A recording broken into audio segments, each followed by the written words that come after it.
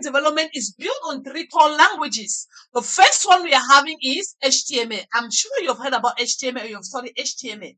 So the HTML stands for Hypertext Markup Language, and it is used for structuring our web pages. So that when you open a website, the structure of that website is based on HTML.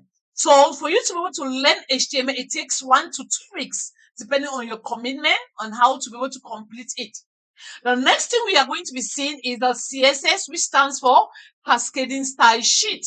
So this Cascading Style Sheet, it is used for styling our web pages.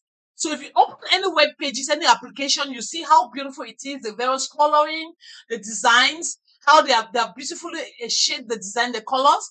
Know that it is CSS that has done the job for us. So with the help of CSS, we can be able to do that. So for you to be able to learn CSS and understand everything about CSS, it can take you 2 to 4 weeks to learn everything about CSS, depending on your commitment, on your engagement, and how your consistency also in order to learn the language. Okay. To learn the particular, to understand it.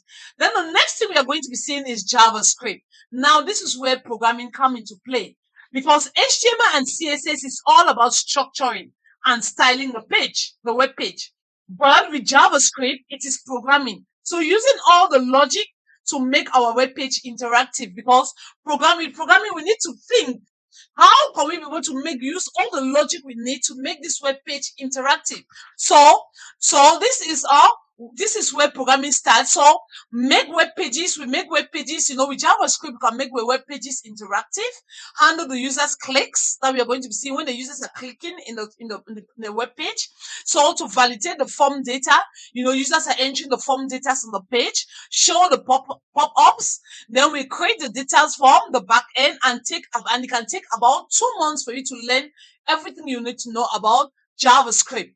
The next thing we are also going to understand is that, when you're working with this, as we code, we need a way to be able to track the changes and collaborate with others. That is where the version control is going to come into play. You get it? Because we need to be able to track our codes and collaborate with other developers, other colleagues to be able to know. So this is where our version control come into place. Then we are going to be seeing about the Git and the GitHub. So the Git, it is used to track the changes to our code and also to revert to our previous versions. That is the Git. You get it? So we are going to learn to understand what is Git, what is GitHub. We need to understand Git. It is very easy to understand it. And then also the next thing we are going to be seeing, it is a GitHub. The GitHub is just a platform